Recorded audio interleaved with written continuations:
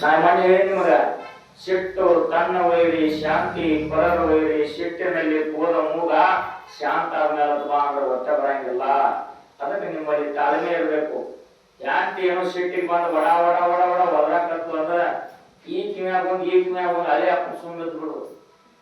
ಒದರಿ ಒದರಿ ಒದರಿ ಸಾಕಾದ ಮೇಲತ್ತ ಅಕ್ಕ ಬೇಡ ನಿಮ್ಗೆ ಅನ್ಸ್ಕೊತ ಇಲ್ಲ ಸುಮ್ಮನೆ ಹೊಲಕ್ಕೆ ಹೋಗ್ಬಿಡು, ಬೇಡ ಅಲ್ಲೂ ನಮ್ಮ ಗುಡಿ ಕಡೆ ಹೋಗ್ಬಿಡು, ಬೇಡ ಹಸಿ ಕಡೆ ಹೋಗ್ಬಿಡು, ಇನ್ನೇಂದ್ರ ಬರೋದು.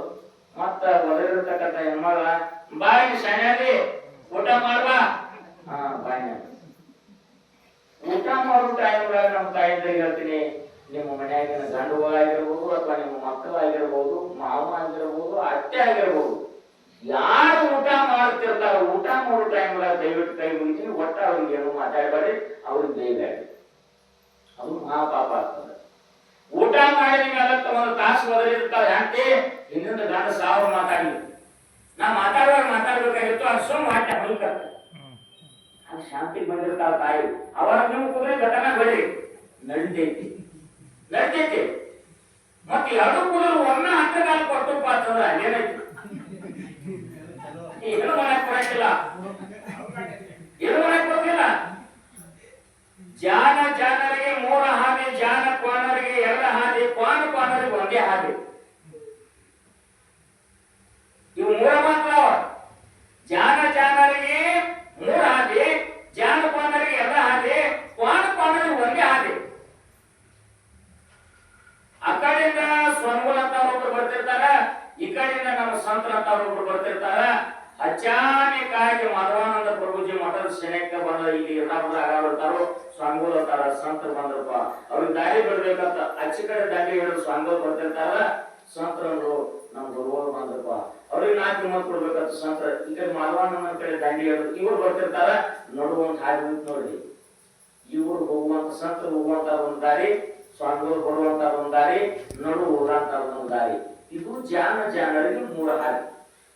ಏನು ಜಾನ ಕ್ವಾನರಿಗೆ 2 ಹಾದಿ. ಅವ ಶೆಟ್ಟನ ಗುಡಿ ಕಡೆ ಹೋಗಿ ಅಭಿಷೇಕ ನಿಂಗೆ ಬರ್ತಿರ್ತಾನ, ಏನು ಬಾಳೆಗೌಡ ಅಭಿಷೇಕ ಕಡೆಯಿಂದ ಒಬ್ಬ ಊಟ ಮಾಡಿ ಬರ್ತಿರ್ತಾನ.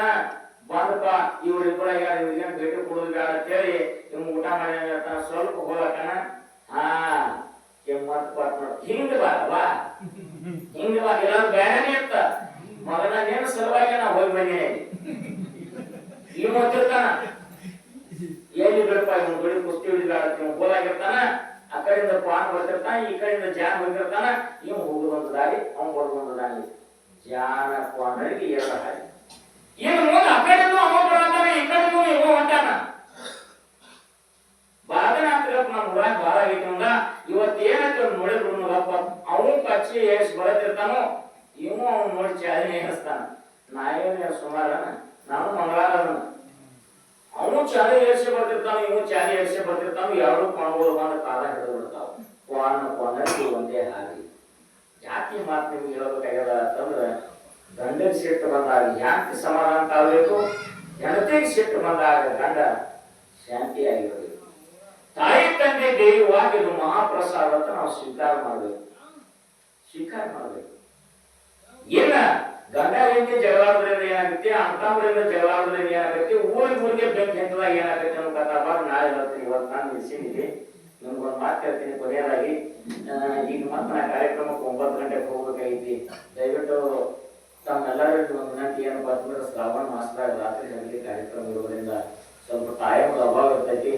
ನಿಮ್ಗೆಲ್ಲರೂ ಒಂದು ಅಪೇಕ್ಷೆ, ನಿಮ್ಮಲ್ಲಿ ಇರ್ತಕ್ಕಂಥ ಒಂದು ಭಾವ, ನಿಮ್ಮಲ್ಲಿ ಇರ್ತಕ್ಕಂಥ ಭಕ್ತಿ, ನಿಮ್ಮಲ್ಲಿ ಇರ್ತಕ್ಕಂಥ ಒಂದು ಗುಣವನ್ನು ನೋಡಿ ಎಲ್ಲಾ ದೇವಾನ ದೇವತೆಗಳು ಇಲ್ಲೇ ಆಗಾರಂತ ನನ್ನ ಮನಸ್ಸ ಹಗ್ಗ ಕಟ್ಟಿ ಹೇಳ್ಕೊಂಡು ಬರಾಕ್ತಿ.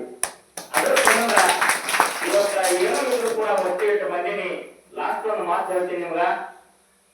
ದ್ವಾಪಾರ ಯುಗದಾಗ ಒಂದಾನ ಒಂದು ದಿವಸ